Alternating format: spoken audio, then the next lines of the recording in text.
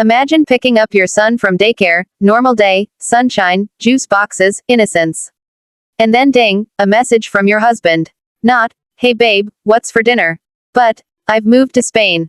Took our money. Good luck paying rent. Yeah, that's how this started. But the way it ended. Oh, he didn't see it coming. If you've ever been blindsided, betrayed, or pushed into survival mode by someone who once promised to love you, then buckle up. Hit that like button, subscribe, and prepare yourself, because this is a revenge story that twists the knife, and then takes the whole damn blade back. It was a Thursday. I remember because I had just left work early to pick up our son, Milo, from daycare. He was 3, always smiling, always sticky-fingered, always humming to himself.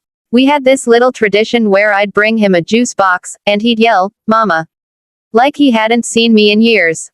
That day felt normal, until it didn't. As I pulled into the parking lot, my phone buzzed. A message from my husband, Jake. I opened it without thinking. And the words stopped time. I've moved to Spain with Widjacket.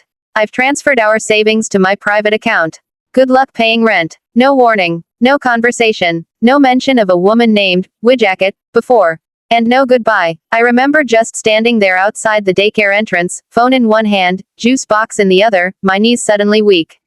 Inside, Milo was probably making paper flowers or trying to color outside the lines on purpose. Oblivious. Safe. Innocent. My chest felt hollow. Not even heartbreak, just shock. My vision blurred, and my ears buzzed like 1,000 tiny TVs had been left on. And that name, Widjacket. Was that even real? Sounded like a mistake. Like a typo. But the rest of the message. Crystal clear. He'd emptied our joint account.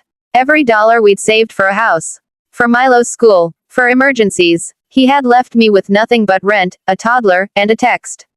I picked up Milo, smiled like I wasn't internally crumbling, and sent a simple reply. Thanks for the update. I cried in the car. Quietly, because he was in the back seat singing. And that night, after I put him to bed, I stared at our empty account, our lease agreement, and our wedding photo on the wall. His side of the bed was already cold. But I wasn't going to let this be the end. Not even close. Over the next few weeks, I unraveled the web Jake had been spinning behind my back. Turns out, Widjacket was actually Widjacket, some influencer he met on a business trip to Lisbon the year before. He'd been planning this. He'd even created a separate bank account in his name only, slowly funneling money from ours over the course of months. He probably thought I'd crumble. That I'd beg. That I'd be helpless. Instead, I went full strategist. See, Jake wasn't just a selfish coward, he was lazy. All of our bills, taxes, and even part of his freelance business had been under my name. When he packed up and ghosted, he left a digital trail, and more importantly, obligations. And lucky for me, I had access to more than he realized. First, I contacted a lawyer. A damn good one. I showed every transfer, every receipt, every record of our savings being siphoned without consent. The lawyer's eyes widened. This wasn't just divorce, it was financial abandonment with a minor involved. Next, I froze the account he used under our joint names. Turns out he forgot to unlink me from one of the online banks.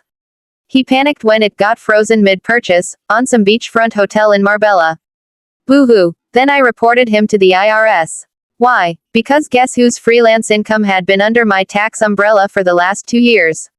And guess who hadn't filed properly while chasing his new Euro Instagram fantasy? That audit was going to burn. But that's not all. I reached out to the property manager of our apartment.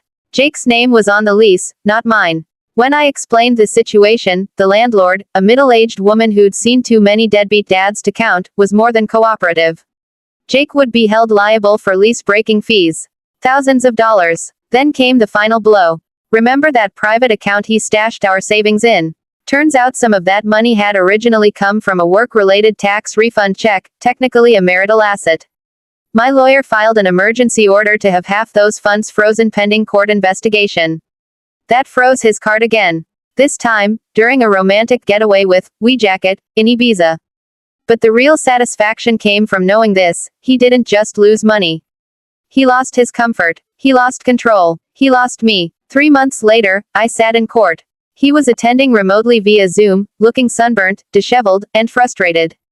The judge didn't even blink before granting me full custody, restitution for stolen funds, and rights to file additional charges if he failed to pay within 60 days. Jake didn't say a word. Not even, I'm sorry. But his face when the judge froze his assets. Priceless. Milo and I moved into a smaller apartment, but it was ours. I framed the judge's ruling and hung it where that wedding photo used to be. And Jake, well, he went from posting cocktails and sunsets to radio silence. Because when your cards are declined in a foreign country, and your new girlfriend realizes you're broke, even Spain stops feeling like parade. Revenge doesn't always come with fire and fury. Sometimes, it's quiet, strategic, legal, and so final. Because the best revenge isn't just watching someone fall, it's watching them realize you're the one who helped build the ledge they leapt from. If this story made you cheer, even just a little, hit that like button and share your thoughts in the comments. What would you have done? And if you want more true stories where justice wins in the end, make sure to subscribe. This is Reddit Revenge, and we're just getting started.